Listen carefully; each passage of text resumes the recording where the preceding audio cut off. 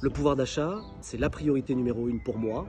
Dès cet été, indexer les retraites sur l'inflation, augmenter le point d'indice qui sert de base de rémunération aux fonctionnaires, maintenir le bouclier sur les tarifs du gaz et de l'électricité, tripler la prime Macron pour les entreprises, donc sans taxe, sans charge, et puis enfin, obliger toutes les entreprises qui distribuent des dividendes à mettre en place un système de participation pour les salariés, c'est-à-dire une répartition également du bénéfice pour les salariés.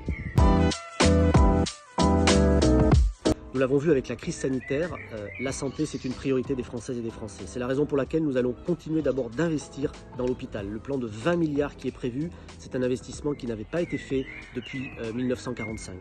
Dans notre circonscription, je veillerai tout particulièrement au maintien d'une offre hospitalière de qualité, publique, avec notamment un accueil d'urgence avec le projet Baya qui permettra d'accueillir jusqu'à 25 000 passages par an contre 18 000 aujourd'hui. La santé, c'est aussi une meilleure rémunération des soignants, plus de recrutement, d'infirmières, d'aides-soignantes, et c'est aussi des médecins qui sont remis au centre de la décision et de la gouvernance en matière de santé. La santé, c'est aussi donner la priorité à la prévention pour mieux détecter certaines maladies avec des bilans santé qui seront gratuits. Et puis enfin, c'est aussi la production de médicaments qui est un sujet stratégique et nous devons pour cela relocaliser la production en France de nombreux médicaments.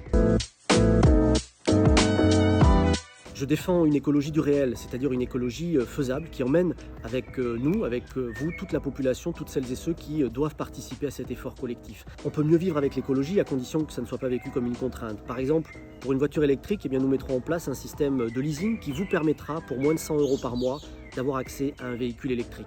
Mais c'est aussi la rénovation de 700 000 logements par an pour que votre facture énergétique soit moins chère.